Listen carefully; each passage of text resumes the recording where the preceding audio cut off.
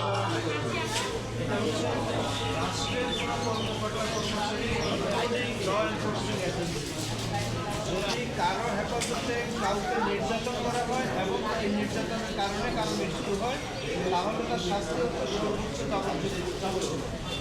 কারাদণ্ড। আর নির্যাতনের জন্য হচ্ছে অনন্য যদি কেউ তাদেরকে সহায়তা করে তাহলে তাদের জন্য শাস্তি হচ্ছে অনন্য 2 বছর।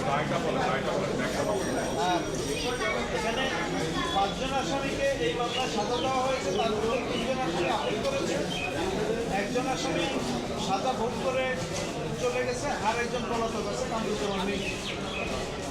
আসামি জাহিদুর রহমানের সাজাটা বহাল আছে, তার যাবজ্জীবন কারাদণ্ড, তার 50,000 টাকা জরিমানা, 2 লক্ষ টাকা ক্ষতিপূরণ, এটা বহাল রাখছে high court division, honourable high court division. আরেকজন assistant sub inspector Rashidul Hasan, তাকে যাবজ্জীবন কারাদণ্ড পরিবর্তন করে তাকে 10 বছরের সশ্রম কারাদণ্ড, 50,000 টাকা জরিমানা এবং ভিকটিম থেকে 25,000 টাকা ক্ষতিপূরণ দেওয়া নির্দেশ দিয়েছে।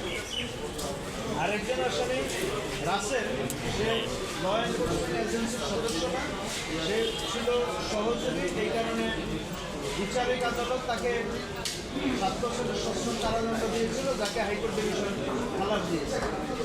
আমরা আশা করব এই মামলার রায়ের প্রেক্ষিতে ল এনফোর্সমেন্ট এজেন্সি এবং সরকারি কর্মকর্তা কর্মচারীরা তাদের জনগণের প্রতি সংযত আচরণ করবে। ধন্যবাদ।